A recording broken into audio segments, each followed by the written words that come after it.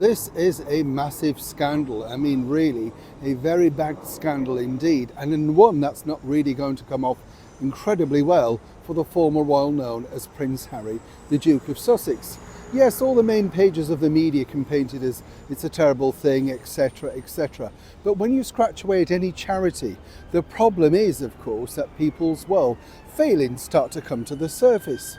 This particular charity, Scentebale, was one, as we know, that apparently was put together in memory of his late mother, the late Princess Diana, the Princess of Wales. And what's fascinating about this is that's the focus that people are putting it on. But there's been a lot of problems within the charity for many months now. This has simply been simmering away. And according to a very well-placed source, basically, a lot of this, shall we say, nastiness, aggression, whatever you want to call it, fallout, easily could have been resolved if anybody had got back from the other side. You know what I'm talking about. Let me explain. Morning, lovely to see you. Thank you so much for joining me in a bit of a sun-drenched moment here in the very heart of London town. Lovely to have your company, whatever you're doing. It's funny, isn't it? As I've often said with charities, over here, chums, we recently had the Red Nose Day, and that was a big thing. A few years back, everybody got involved in Red Nose Day. I remember working on some of the charity singles when I was in the pop business, and, it raised a lot of money. And then people started to look at where did the money go? And then you've got hapless people like Sir Lenny Henry, who basically told us, we don't need white saviours. Well, the white saviours decided not to watch, not to get involved, and guess what? Nobody's bothered anymore. He's literally wiped it all away. Now, the same can't be said, of course, for Prince Harry. I truly believe that he literally adored this particular charity. Things started to go wrong, naturally, a few years back. And many people are now suggesting at pinpointing where did it go wrong. Now, Dr. Sophie, one of the main cheeses of this particular charity, seemingly they had a very good relationship for quite a number of years. In fact, very close indeed.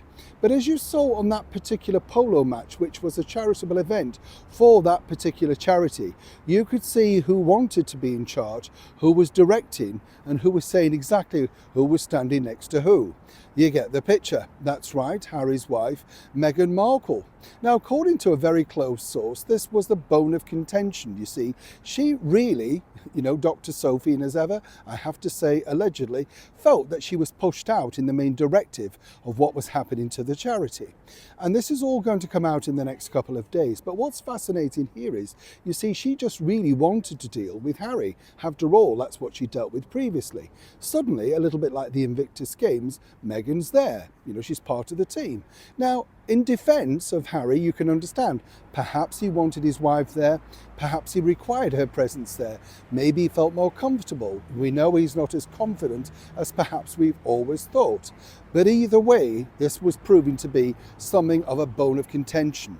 Now, behind the scenes, as we then found out, and I think this was the eye-opener, in fact, for Dr. Sophie, Harry and Meghan declared on documents that are out there in the public domain for all to see that, in fact, they were only doing literally 1 hour's charitable work every week. It was there, and this apparently was the start of many different problems. Now, I'm sure Harry's word and Harry's association, like the polo match, would have done a lot to raise funds, much needed funds.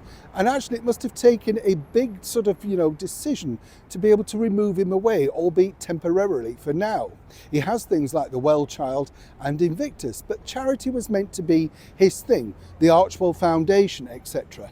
Meghan, as we've seen, just dumps things along the way, like the Nigerian project and, of course, Colombia, etc. She moves on very quickly on to the next project. But according to the source, the barrier was that she couldn't get back in touch with Harry without certain barriers. Now, some might say he was busy with his, personal protection, security, all that sort of stuff, the fights with the newspapers. Maybe there were other factors. But behind the scenes, very clearly you can see that she did not like being directed by one particular individual. And we all know exactly what that can be like. A woman in power who's literally had access all along the way suddenly finds that actually she can't get to the main person, the one that's supposedly looking out for the charity. Well, Dr. Sophie's missive was very blunt, very direct, and more importantly, very hitting against the ex-royals. This is going to be very difficult for Harry to move forward with. Many suggest that the whole thing could be ironed out and, the charity could go on in some shape or form. Apparently, according to sources, not while there's 3 of them. You get the picture? Neil Sean in the very heart of London.